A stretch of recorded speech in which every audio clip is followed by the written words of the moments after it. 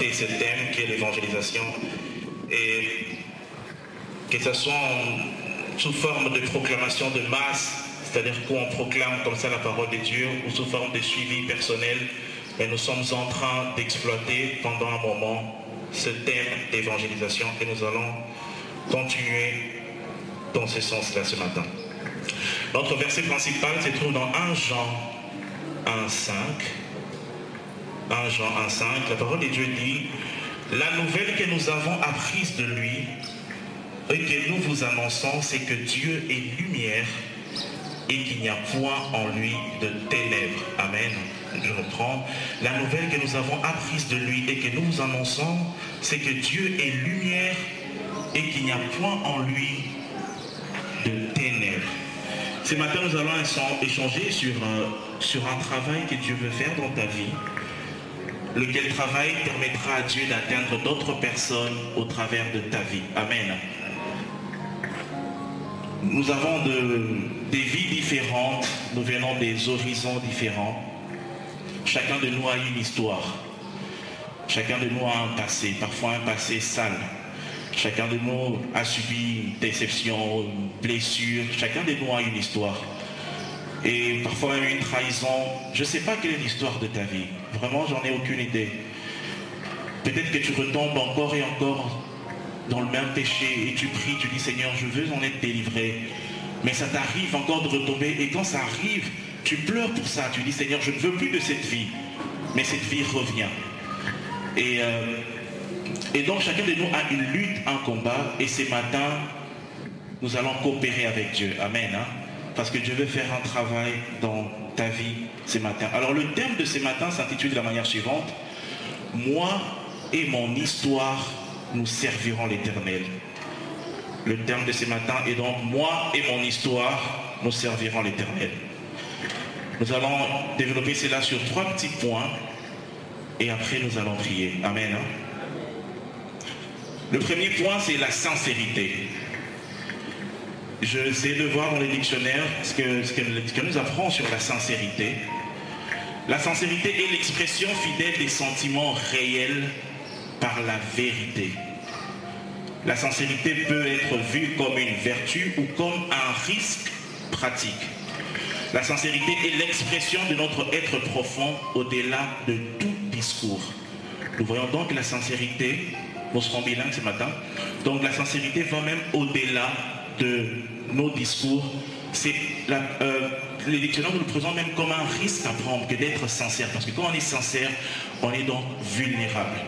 Et parce qu'on sait, les autres peuvent nous voir tels que nous sommes réellement. Dengue osa vraiment. Et dans l'Antiquité, pas vraiment dans l'Antiquité, mais dans la Renaissance, c'était surtout en Italie, on vendait beaucoup des vases. Quand les gens allaient dans les marchés, ils allaient pour acheter des vases. Et on va imaginer que ça, c'est un vase. Et à l'époque, les vases qui étaient fissurés, les vases qui avaient de problèmes, admettons que ça, c'est c'est-à-dire comme une fissure. Alors, les vases qui avaient des problèmes perdaient leur valeur parce qu'on ne pouvait pas briser avec de l'eau, on ne pouvait pas utiliser le vase qui est fissuré, qui a un problème.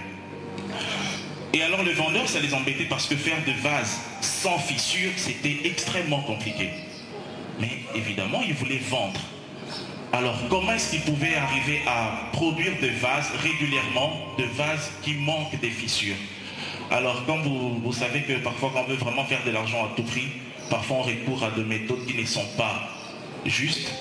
Alors, le vendeur, on va développer une stratégie, c'est que il remarque que vase est pour représenter ta vie, et c'est ma vie, ta vie. Et vase est dans la fissure, donc par exemple, on va dire que Wana est la fissure. C'est que le vendeur faisait, il enduisait le vase de cire, comme du vernis. Alors à Coco, tu as vraiment verni correctement, le vase va vraiment briller. Et au final, quand il va finir de vraiment polir le vase, là où fissure va être comme on en a, vous ne verrez plus rien. C'est-à-dire qu'il fait apparaître le vase comme manquant des fissures. Parce qu'il n'y en a plus. Nandenge Asali, mascara, maquillage, comment vraiment il décore le vase de façon à vous tromper. Au premier regard, on peut avoir l'impression que fissure est zadée.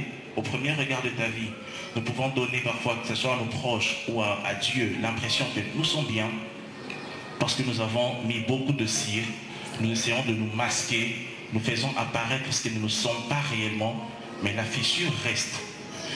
Et maintenant, les acheteurs aussi n'étaient pas tous dupes. Il y avait des acheteurs assez malins. Donc quand ils venaient maintenant pour acheter le vase, sachant que les vendeurs, comme ils ont la stratégie de mettre beaucoup de cire pour masquer les imperfections, et comme les acheteurs ne voulaient pas acheter des vases avec des fissures, ce qu'ils faisaient, ils ramenaient une flamme. Ça peut être une bougie, ou souvent c'était une bougie même.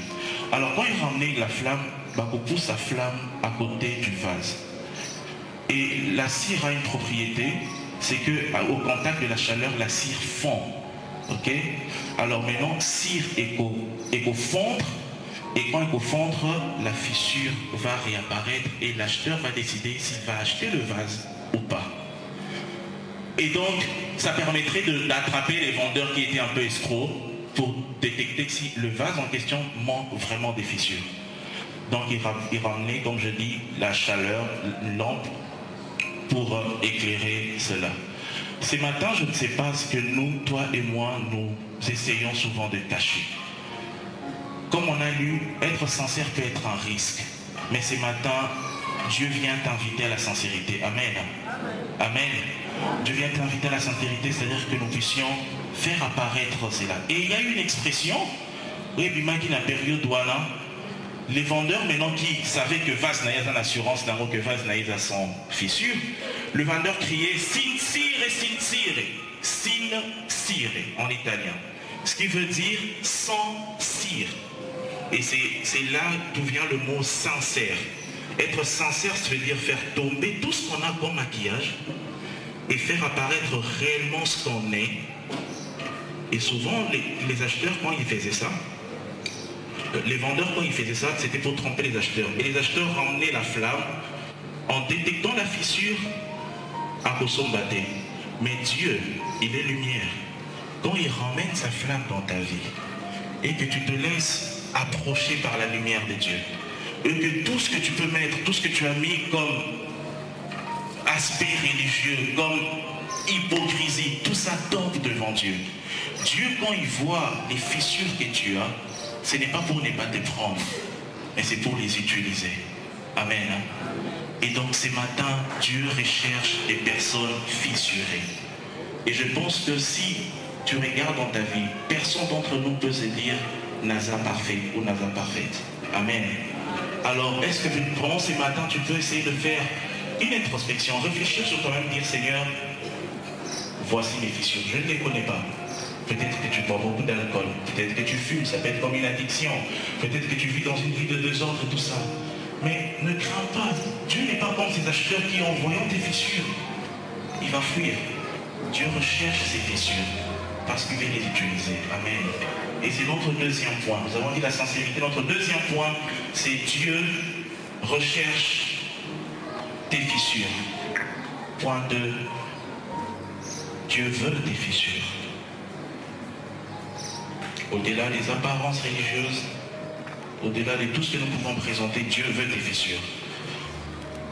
Alors, Léonard Cohen, c'est un pasteur, il a dit ceci, j'ai aimé sa phrase, j'ai noté cela pour vous, il a dit « Il y a une fissure en toute chose et c'est par là que passe la lumière. » Amen.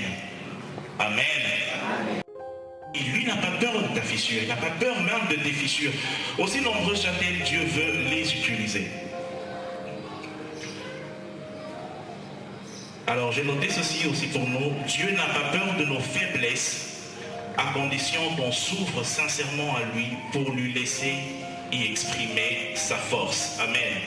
Je répète pour nous, Dieu n'a pas peur de nos faiblesses à condition qu'on s'ouvre sincèrement à lui pour lui laisser y exprimer sa force.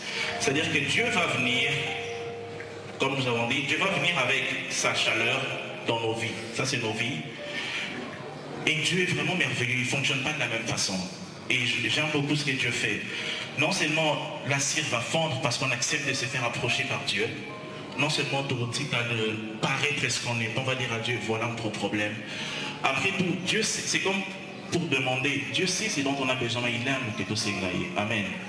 Et la même chose, Dieu connaît exactement tes problèmes. Mais il veut que tu lui exprimes ces problèmes pour dire, Seigneur, voici comme je suis. Et rien n'est grave, rien n'est sale pour Dieu. Quand l'enfant prodigue revenait auprès de son père, il avait juste l'intention, il a résolu de dire, je rentre auprès de mon père, je veux demander pardon. Et pendant qu'il venait, son père le voit de loin.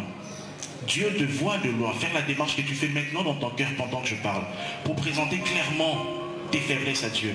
Dieu voit le fils prodigue de loin et le père accourt vers lui. Et pendant qu'il sentait encore les cochons, pendant qu'il était encore sale, le père le prend dans ses bras. Il ne s'était même pas encore excusé. Il a commencé à demander pardon après. Le père le prend dans ses bras et j'aime à dire que l'amour de Dieu va tellement te gêner, tellement, tu te sens tellement sale et tu ne comprends pas comment Dieu peut m'aimer à ces points. Je pense que le fils était mal à l'aise. Pour dire, mais Dieu le serre, le père va te serrer tellement fort parce qu'il n'a pas peur de cela. Il apporte la flamme dans ta vie. La cire fond, mais Dieu fait une deuxième opération. Il va prendre la flamme qu'il a apportée pour faire fondre tout ton mascara, pour faire fondre tout ce que tu donnes comme apparence. Il va prendre cette flamme, il va ramener la flamme à l'intérieur. Amen. Et quand il va ramener cette flamme à l'intérieur, ma fissure est ticalée, n'est-ce pas? La cire a fondu. Et cette flamme à l'intérieur, à travers les fissures de ta vie, la lumière de Dieu va passer. Amen. Hein? Et c'est pourquoi Léonard Cohen dit, une fissure en toute chose, c'est par là que passe la lumière. Amen. Alors ça permettra à Dieu, quand sa lumière passe par tes fissures, par tes problèmes à toi, par tes addictions, par tes difficultés, ça permet à Dieu d'atteindre d'autres personnes qui ont les mêmes problèmes que toi. Amen. Alors pourquoi il ne faut pas avoir peur de nous présenter à Dieu tel que nous sommes? Parce que toute source de lumière produit de la chaleur aussi. Ces lampes, quand on les allume, ce qui est allumé longtemps, et qu'on produit de chaleur. Même les télés produisent un peu de chaleur. Tout ce qui est source de lumière produit de la chaleur. Et donc quand Dieu ramène sa flamme dans ta vie, parce que tu lui as laissé opérer à l'extérieur de toi, tu as dit Seigneur, je vais être vrai avec toi. Et donc je te laisse opérer ce que tu as envie d'opérer. Maintenant que flamme Yanzambe et non seulement que la lumière passe, mais ce que j'aime, tellement la flamme de Dieu brûle en toi. Quand on met la chaleur dans un vase, le vase il chauffe. Amen. Hein? Quand on met une lampe dans le vase il chauffe. Et donc, le monde, quand il viendra pour te tenter, tu as une fissure là. Mais quand le monde, les gens viennent pour te tenter, ils apportent la main. Ceux qui vont les eaux chauffées dans la moto, avec ta main. Tu touches là où il n'y a pas de fissure, va les chauffer, tu te brûles la main. Et Dieu est merveilleux parce que même là où il y avait une fissure, le monde ne pourra plus poser la main sur tes fissures. Parce que non seulement la lumière de Dieu va passer, mais ensuite la chaleur de Dieu va passer. C'est-à-dire que peu importe l'endroit où le monde voudra te toucher, que ce soit sur tes faiblesses ou sur tes points forts, le monde ne remarquera même pas que tu as une fissure parce que tu vas brûler de partout. Amen. Tu vas brûler de partout et la lumière de Dieu va passer par tes fissures pour toucher les autres personnes qui ont le même problème que toi. Amen. Et donc Dieu veut faire cette opération dans ta vie, mais pour cela commence la première chose. Il faudrait accepter de te montrer vrai devant Dieu. Et quand tu te montres vrai et vulnérable devant Dieu, quand par exemple tu as déjà touché un peu à l'occultisme, et chaque fois que tu viens ici, tu te dis, montre-toi vrai devant Dieu. Amen. Dieu n'est pas venu pour sauver les personnes bien, il est venu pour des méchants. Il veut que tu sois vrai parce qu'il a besoin de tes faiblesses. Il n'a pas besoin de tes points forts. Sinon tu pourrais te glorifier pour dire Seigneur, j'étais déjà fort. Il recherche tes faiblesses à toi. Amen. Et donc tu sais la chaleur de Dieu. Et ces mêmes fissures que le monde rejetait, que les acheteurs du monde ont rejeté parce que faire perdre valeur dans le vase, et pas un Nzambe comme une source de guérison pour les autres. Amen. Et donc Dieu va réchauffer d'autres personnes qui pourront s'identifier à toi pour dire que si cette fille de mauvaise vie a pu passer de sa vie de débauche à devenir servant des dieux, alors c'est un espoir, voire une assurance que Dieu peut faire aussi la même chose dans ma vie. Un ami avec qui tu t'es enivré, tu buvais beaucoup d'alcool, il va dire « Soli camarade, oh yangai, oh ». Il est parvenu à passer d'un alcoolique notoire à quelqu'un qui craint Dieu. C'est que pour moi aussi c'est possible. Amen. Et donc c'est artificieux. Et Dieu, c'est une bonne stratégie. Pourquoi au fait? Parce que, vous savez, on a tous des sensibilités différentes. Fissure naïo, comme je dis, c'est une chose importante et c'est une belle stratégie de Dieu. Pourquoi? Admettons que tu... Si jamais toi, Dieu, tu laisses travailler par Dieu et tu en es délivré, vraiment. Et après, une autre prostituée qui vient chez toi pour te dire, oh, tu sais, moi, au fait, j'avais une vie très sale. J'étais avec 10 hommes, 20 par jour. C'est normal. Écoute-moi. Mais toi, comme tu as eu le même problème, ça ne te fera rien. Et tu pourras facilement ne pas juger la personne et dire à la personne, non, je pense que Dieu peut réparer. Parce que regarde, toi tu étais à 20 par jour, moi j'en étais même à 25 par jour. Et Dieu m'a réparé. Amen. Parce que tu auras... On parle de l'évangélisation, on parle d'apporter la lumière à d'autres. Tu auras comme une connexion parce que ton histoire aussi va servir la cause des dieux. On est d'accord? Alors, je ne dis pas que l'aide ne vient que de la personne qui a vécu la même chose que toi ou qui a la même fissure que toi. Non, je dis juste que Dieu veut donner une destinée à tes fissures pour que d'autres fissurés comme toi, d'autres blessés comme toi, rencontrent la grâce des dieux. Amen. Et même dans le monde, vous remarquerez, c'est là, vous n'avez jamais remarqué, il y a beaucoup de fondations. Moi, je connais par exemple un pasteur qui a perdu sa maison et quelques enfants, sa maison avait brûlé. Et après, il fait une fondation d'aide, comment on appelle ça? Pour des maisons qui brûlent, en fait. Pas vraiment des pompiers, mais ils interviennent dans ces sens-là. Quelqu'un, par exemple, je connais un basketteur, Johnson, il a été touché par le sida. Et après, même le monde fonctionne de cette façon-là. Après, il crée une fondation pour soutenir d'autres sportifs qui sont touchés par la même chose, ou qui peuvent être touchés par la même chose. Alors, ce matin, ce que tu trouvais sale, sache que Dieu veut l'utiliser. Amen. Ce que tu trouvais en toi des cassés, tu disais, ça c'est vraiment un regret. Moi j'ai fait la prison, moi j'ai fait des avortements, moi j'ai fait des choses. Dieu veut utiliser justement ces choses sales pour réparer d'autres personnes qui connaissent le même problème que toi. Amen.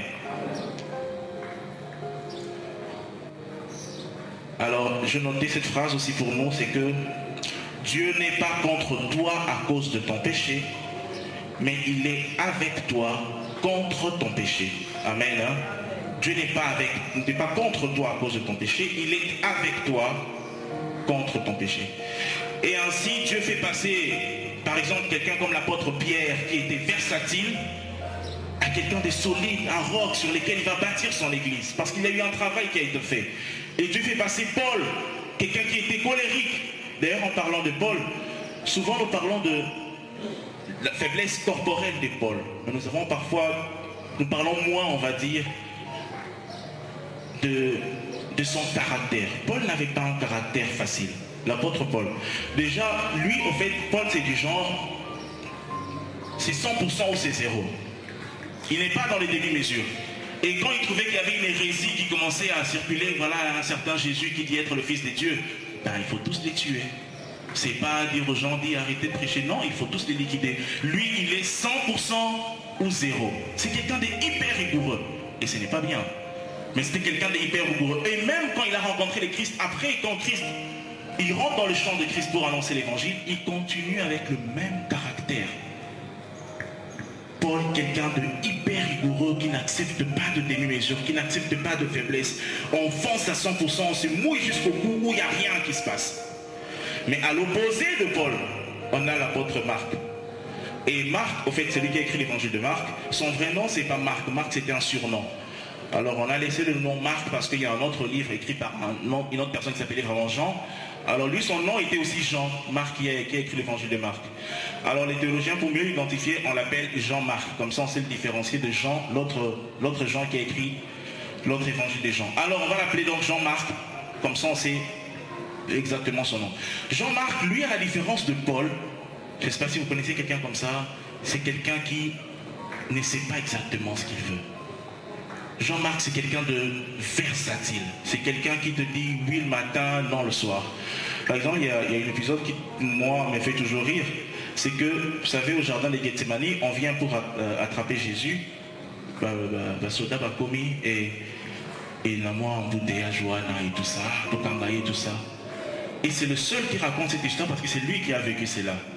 Jean-Marc, pris de panique, en fait, ce qui s'est passé, c'est que quelqu'un a simbié dans le bobo, a craqué dans sa tunique. Et comme il était paniqué de ce qui s'est passé, il a laissé sa tunique, il est resté nu comme un verre et il a fui. La nuit, encore vrai que c'était la nuit. Ou pas, parce que Nabuto, si tu vois un grand garçon courir tout nu la nuit, la Kinshasa te bélit une chose, quoi. Et moi, ce qui me fait toujours dire, Bandeko, je pense que la maîtrise de soi est importante.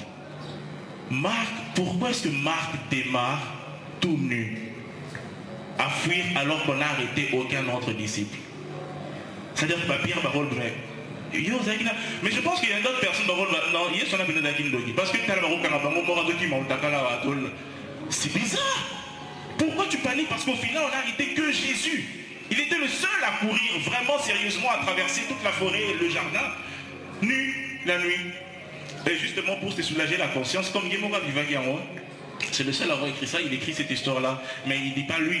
Il dit juste, voilà, il y avait quelqu'un là qui a couru tout nu. Non mais c'était toi. Et en fait, avant de continuer, ça me rappelle une histoire, en fait, je vais m'excuser, d'un oncle à maman Myriel. En fait, quand il grandissait, ils habitaient Matété. Et c'est un grand garçon, donc il est en deuxième licence et tout ça, vraiment un grand garçon costaud et tout. Alors, vous savez, Matété Wana et tout ça, je m'appelle Eli Mouyibi. Faut pas me dire déjà. Soit Eli Mouyibi, ils sont vraiment enthousiastes, mais quoi, dans Batoutou, il faut pas l'anda Mouyibi Wana. Et vers 5h30, 10h et tout, Babeli Mouyibi. Et comme en plus le voleur était chez eux, des garçons ibélés, quoi, des grands garçons ibélés, vous savez, parfois il y a des familles comme ça, il bondit de son lit et il a battu l'anda Mouyibi. À d'autres coursés Mouyibi. Et à l'andi Mouyibi, plusieurs avenues après, juste un arrêt. Non, c'est une histoire vraie, vraiment. Et là, il se rend compte que, bon, évidemment, Mouyibi a échappé, le voleur était vraiment très très rapide et tout ça. Mais il se rend compte qu'Atikala est le seul dans l'anda Mouyibi. Et c'est là qu'il réalise qu'il est en sous-vêtements. Et non, je ne dis pas un boxeur, oui, non, vraiment levé, quoi, non, caleçon vraiment dans son sous-vêtement. Pourquoi il est resté seul? Parce que Erazolanda Mouyibi est venu. Tout le monde se fait parler que tout qui m'a tout et si quoi, elle a l'équipe à quel on a dit vraiment Tina et tout ça. Yo Moni, viens Henri, Moni. Oui, alors du coup, quand on doute un peu, tu as vu que Nzela Rozong est là, il y a un peu. Tout va dans ma doute. Viens Henri, l'équipe Nzela Boena sous-vêtement. Non, viens Henri, d'abord sérieux. Tout est venu, Babimi. Bon, au moins, on va être tous en confirmation. Et je vous dis, Bamba Azongi là. Donc, Azongi n'a 4 fois plus de Bamba dans la Mouyibi. Et moi, ce qui me fait toujours rire, c'est que, donc, Azongi, Azongi, quand t'en as vu.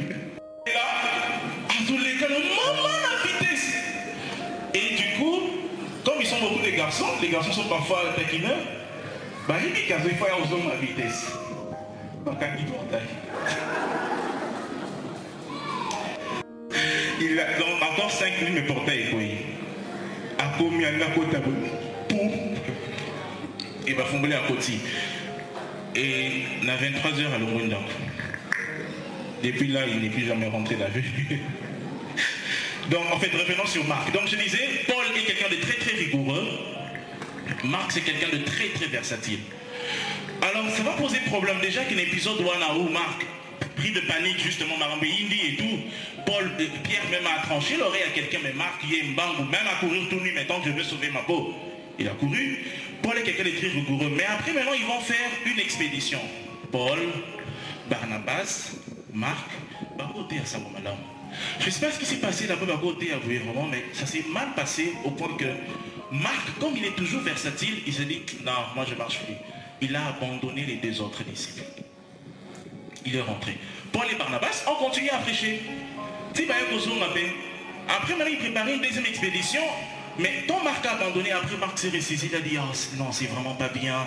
Je ne donne pas assez de Dieu. Je suis pas quelqu'un de confiance, Seigneur, pardonne-moi. Vraiment, Marc a l'élu, il a demandé pardon aux apôtres, il a demandé pardon à tout le monde. Il a regretté. Paul, Barnabas reviennent et il prépare une autre expédition. Et Marc vient pour dire, bon les gars, cette fois aussi, je pense que je vais vous accompagner. Barnabas dit, ah ok, aucun problème. Paul dit, niet. Je ne prends pas Marc avec nous. Je ne prends pas Jean-Marc avec nous. Il nous a lâché Erindaki. Alors ça c'est quelqu'un de... On ne peut pas avoir confiance en lui. Et Marc a dit, mais qu'est-ce qui se passe? Mettez-vous à la place de Marc. Il dit, mais il n'y a pas de pardon dans cette église ou quoi? Mais qu'est-ce que... Je demandais pardon. Il n'y a pas de seconde chance. Paul dit, il n'y a pas de seconde chance avec moi. Niet, tu ne viens pas. Et Barnabas qui avait un cœur un peu plus paternel, parce que Marc était le neveu de Barnabas. Et Barnabas lui prend quand même Marc, mais Paul lui, niet, je ne pardonne pas Marc. Mais ce qui est beau justement, parce que Dieu va réparer et Marc et Paul. Parce que après, vers la fin, tellement que Marc a fait ses preuves, il s'était rattrapé, Pierre va revendiquer Marc pour dire, Marc c'est vraiment mon fils. Et Paul qui disait que Marc c'est vraiment pas quelqu'un de confiance. Le Paul est rigoureux, il va dire, Marc c'est vraiment mon compagnon. Parce que Dieu a fait un travail en Marc et en Paul. Et moi je pense même que Paul était devenu beaucoup plus laxiste. Parce que il est passé de quelqu'un qui était niet pour Dieu, pas de blagues et tout ça, à quelqu'un qui pouvait écrire et dire, Adam t'attei pour la mbongo. Tant que on s'en fout. Il est passé de quelqu'un de hyper rigoureux à quelqu'un de très paternel. Qu'il avait. Et imagine-toi maintenant que quelqu'un vienne pour dire, moi je veux du sérieux Paul, moi je pense que quelqu'un comme ça doit l'excommunier. Paul dit, oh je te comprends, je sais, j'avais la même chose que toi. J'avais le même problème que toi. Regarde comment nous pouvons fonctionner. Amen. Est-ce que tu peux acclamer le Seigneur pour ce qu'il va faire dans ta vie? Alors, vas-tu... Tu connais tes faiblesses. Tu sais, tu te connais. La personne c'est Dieu. Mais est-ce que vas-tu vraiment laisser Dieu utiliser ce que tu trouves de gênant, ce que tu trouves pathétique, ton côté soulard, ton côté sale? Peux-tu laisser Dieu utiliser tes faiblesses? Peux-tu être vrai, t'ouvrir à Dieu pour dire, Seigneur, je pense que tu m'acceptes comme le... Avant de commencer, tu as dit à ton voisin que tu l'aimes comme il est. Tu dis, Seigneur, tu m'aimes comme je suis. Et mes faiblesses, ne te font pas fuir. Parce que tu peux transformer faiblesse en force. Amen. Nous lisons dans 1 Corinthiens 1, 27 à 29. La Bible dit ceci. Mais Dieu a choisi les choses folles du monde pour confondre les sages. Dieu a choisi les choses faibles du monde pour confondre les fortes. Et Dieu a choisi les choses viles, les choses laides, les choses répugnantes du monde.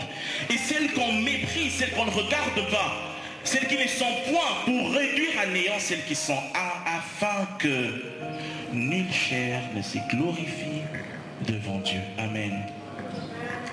2 Corinthiens 12, 8 à 9. 3 fois je priais le Seigneur de l'éloigner de moi. Et il m'a dit, ma grâce te suffit, car ma puissance s'accomplit dans la faiblesse. Car ma puissance, mon frère, ma soeur, la puissance de Dieu va s'accomplir dans ta faiblesse, dans tes faiblesses. Je me glorifierai donc bien volontiers de mes faiblesses, afin que la puissance de Christ repose sur moi. Amen. Nous lisons un dernier verset, Hébreux 4, 15. Car nous n'avons pas un souverain sacrificateur qui ne puisse compatir à nos faiblesses. Au contraire, il a été tenté comme nous en toutes choses, sans commettre de péché. Amen. Dieu sait exactement ce que tu vis. Tu es tenté, souvent tenté par l'alcool? Dieu sait cela. Jésus sait cela. Il a vécu cela. Tu n'as pas un souverain sacrificateur qui te regarde de haut, qui te dit, c'est monsieur, cette dame est très sale pour moi. Non. C'est quelqu'un qui te regarde et te dit, qu'est-ce que je voudrais qu'il me laisse accès à son cœur pour que je travaille tous les combats que tu as vécus, toutes les blessures, les déceptions que tu as vécues. Dieu veut les utiliser. Ce matin, je suis venu te dire que Dieu les recherche. Dieu ne recherche pas tes compétences. Dieu recherche d'abord tes faiblesses. Dieu veut les utiliser. Il n'y a que Dieu pour réussir ça. Nous, les hommes, on serait découragés. Mais Dieu le recherche. Il recherche les choses viles, les choses sales, les choses abandonnées. Il recherche ton histoire. Peux-tu laisser toi et ton histoire servir l'Éternel à dater d'aujourd'hui? Peux-tu laisser ton histoire et toi, ton passé et toi, tes blessures et toi, être au service de l'Éternel, propager la bonne nouvelle, propager la grâce de Dieu, guérir les autres, en n'étant pas juge, mais en étant compatissant, en comprenant les difficultés des autres. Quelqu'un, il y a des gens qui prennent 12 casiers de bière par jour. Il y a quelqu'un pour eux, il y a des gens, quand tu n'as pas vécu ça, quand tu n'as pas cette difficulté-là, tu pourrais simplement venir pour dire, bah, tu n'as qu'à laisser, c'est trop facile, parce que tu le veux.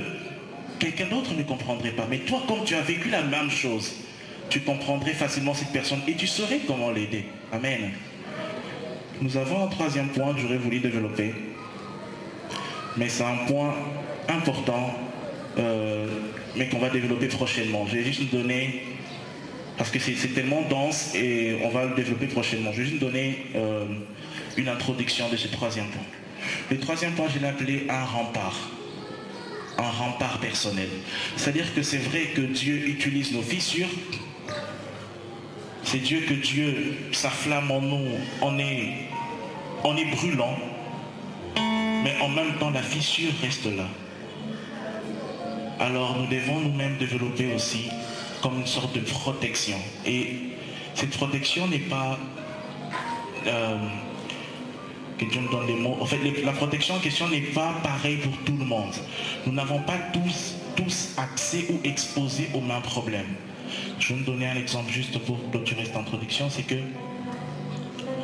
l'ange vient voir Élisabeth. L'ange lui dit, tu vas avoir un fils, il va préparer le chemin de Dieu et ce fils ne prendra jamais d'alcool. Il ne va pas toucher à l'alcool parce qu'il sera consacré.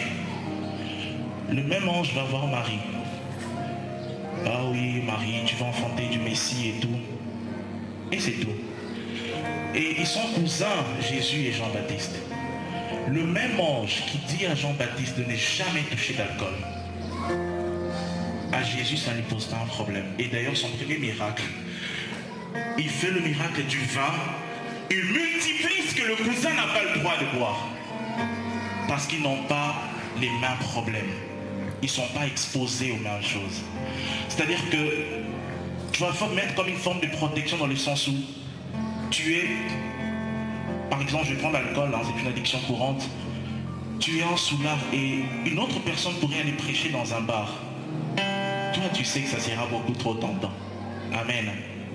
C'est-à-dire que même si Dieu opère en toi, mais tu connais tes fissures, prochainement on va développer cela beaucoup plus calmement, c'est vraiment intéressant, c'est que avec l'aide de Dieu du Saint-Esprit, tu vas développer des remparts qui ne seront peut-être pas valables pour ton cousin. La loi qui est écrite sur les pierres, c'était valable pour tout le monde, et même encore là, on te dit ne tuez point, mais les militaires tuaient. Tu vas développer tes propres remparts, tes propres murs, tes propres mesures de sécurité que peut-être ton voisin n'aura pas. Et ça, avec l'intelligence du Saint-Esprit, il faudra être sincère avec Dieu. Au milieu, je me repose de dire, je ne vais pas me laisser tenter jusqu'à un niveau mort, parce que je me connais. Je vais donner l'exemple d'un frère. Il était venu avec son épouse dans l'encadre et tout ça. Il m'avait beaucoup marqué par une chose. Il avait vécu une vie assez mouvementée avant. Et quand ils étaient encore fiancés avec son épouse, en fait, il était avec d'autres fiancés avant, mais après, il a dû fiancé Nassika. Sa fiancée venait plaindre chez moi, Myriel, mais il ne me touche pas. C'est-à-dire que je ne veux pas qu'on tombe. Mais il ne fait pas des bises. Et il ne fait pas de câlins. C'est vraiment quelqu'un de distant, de froid. Et tout va laisser. Papa Ni. Et il disait toujours, Papa Eli Nami Ebi. C'est-à-dire que toi, peut-être tu n'as pas le même, par rapport aussi à ton histoire, tu n'as pas la même sensibilité que ah, papa il est nami, même c'est facile à dire. Mais nami il tellement que je ne veux pas m'exposer inutilement. Et la fille, elle souffrait un peu quand même parce que le gars était catégorique, il disait, je sais la vie que j'ai vécue, je sais tellement comment c'était tellement facile de tomber à chaque fois que je me croyais fort. Parfois on se croit tellement plus fort qu'on l'est en réalité. Et il disait, je ne peux pas m'exposer. Et donc il mettait des garde-fous, même si c'était difficile, mais c'est parce qu'il a mis Yébaki. La fille a supporté parce que le gars maintenant, comme il mettait des garde-fous, il était pressé d'épouser la fille. Et elle a balayé. C'est maintenant la fille qui disait à maman, allez ici. Les adultes ont compris. Amen. Alors, est-ce que toi et ton histoire, vous voulez bien servir l'Éternel? Je n'ai pas entendu. Est-ce que toi et ton histoire, vous voulez servir l'Éternel? Amen. Nous acclamons les Seigneurs et nous nous levons pour une prière.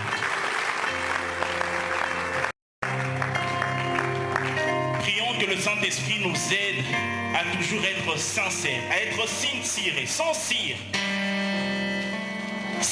et vrai avec Dieu. Si tu te dis je n'ai pas besoin de cela, je suis déjà sans fissure, tu te trompes, tu te mens à toi-même. La tendance naturelle serait que je me cache, que je me masque même de toi. Mais Seigneur, je veux être sincère avec toi. Je veux te laisser m'approcher avec ta flamme et fondre tout ce que j'ai comme mascara, tout ce que j'ai comme enveloppe, tout ce que j'ai comme maquillage. Prions au nom de Jésus. Seigneur Dieu Tout-Puissant, te demandons de nous aider, Seigneur. Sincère devant toi, Père. Et nous, éternel, mon Dieu, on aura à pouvoir nous montrer tel que nous sommes réellement. À pouvoir te déclarer, te présenter nos faiblesses, Père. Alléluia. Au nom de Jésus. Merci de nous aider, Seigneur. Merci de nous restaurer, Seigneur. Alléluia. Ensuite, nous allons bénir le nom de Dieu. Élève le nom du Seigneur Jésus-Christ.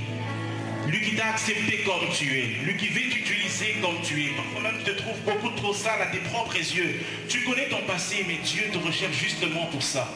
Que tu élèves ta voix et dire, Seigneur, merci pour ton amour. Merci pour ton affection à mon égard. Merci parce que tu m'aimes mieux que je m'aimerai jamais moi-même. Élève ta voix et dis merci à Dieu pour son œuvre. Merci pour ton amour, merci pour ta personne et ton œuvre, Seigneur. Alléluia.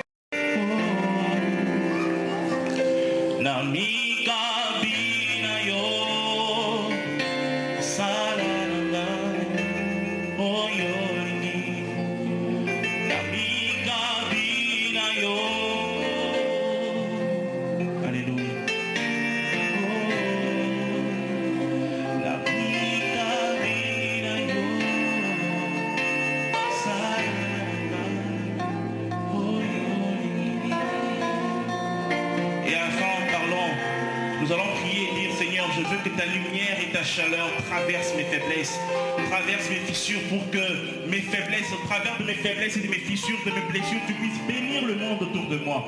Qu'au travers de mon histoire, tu puisses bénir le monde, Seigneur. Me voilà disposé. Lève ta voix et dis, Seigneur, je suis disposé. Alléluia. Je suis disposé à me laisser travailler, Père. Parce que je dois propager ta nouvelle partout. Je dois propager l'évangile partout. Je suis disposé, Seigneur, à me laisser restaurer, à me laisser utiliser, Père. Parce que tu ne crains pas mes blessures. Tu ne crains pas mes douleurs, Père. Au contraire, tu veux les utiliser, Éternel, pour que rien ne m'arrête jamais. Au nom de Jésus-Christ de Nazareth. Alléluia.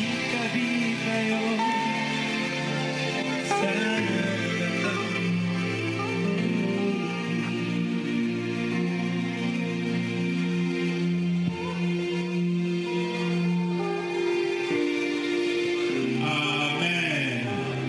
Nous acclamons très fort le Seigneur.